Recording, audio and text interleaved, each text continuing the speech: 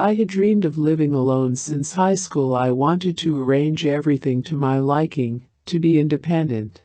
That year I finally managed to rent a place and move out of my parents' house. It was a small apartment with old repairs, but it was in a quiet neighborhood and close to work. Almost immediately I met an elderly neighbor from the apartment across the street, Tamara Nikolaevna. She was so nice to me. She often brought cakes which she baked herself, invited me to her place for tea, and sometimes came to my place in the evening. We became fast friends and saw each other almost every day. I had been living in my new apartment for a few weeks when I began to notice something strange. Sometimes my things were not where I had left them. Sometimes I couldn't find something in my clothes, and then another day it was right in front of me. Once, the perfume that was always in the bathroom by the mirror was gone, just gone, that's all. I decided that my absent-mindedness was to blame. In the meantime, it was late fall, dawn was late, dark was early, and I was always sleepy. I worked from home, and I only came into the office occasionally, so sleepiness was not a problem. I could doze off during the day for a couple of hours, sleep through lunch, or pass out right after dinner. It was strange, because this had never happened to me before. One day on my day off, Tamara Nikolaevna dropped by for a cup of tea. We chatted, I saw her off, and then just passed out. My neighbor left at 3, and I didn't wake up until 5 in the evening.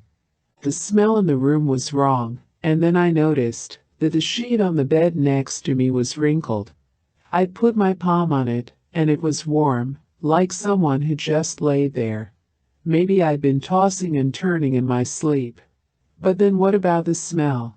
I went around the apartment, but I didn't notice anything else strange. After that, the strangeness began to appear more and more often. My underwear drawer looked as if someone had gone through it. The comb I had used in the morning was missing in the evening. I would go out to the store, and when I came back I would see that my things had been moved, that someone was sitting on the couch, that the bed had not been made the way I did. And every time, the apartment smelled strange. Especially strong in the morning, when I woke up with my head heavy from too much sleep.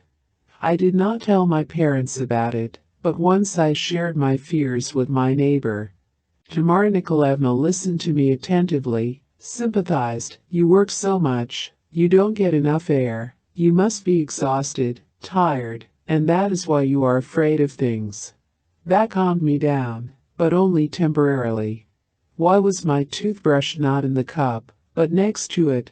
Where had my favorite lipstick gone? Why is there a strange smell in the house, then it disappears? The final straw was the trash can. I returned from the movies in the evening, and I found that its lid was next to it, and all the trash had been trashed. When I saw this, I called my parents and went to their place. Over dinner, I told my dad everything. Honestly, I thought it was all my own weirdness. I tried not to scare them, but Dad suddenly got serious and told me to stay the night. He said he would go to my apartment himself in the morning. When he got there the next day, it turned out that all the walls were painted just my favorite lipstick. Come back, where are you? Don't leave me. My father immediately called the police. It turned out that Tamara Nikolaevna had a son. I never saw him, because he was seriously ill. He told the cops that he was living in my apartment with me because we were in love, and I let him do it. He was the one who touched my things, took them, slipped me sleeping pills. And he had the help of my sweetest neighbor, who happened to have the keys to my apartment. She thought I was a good girl and would make a great wife for her son. Too bad she forgot to ask me about it.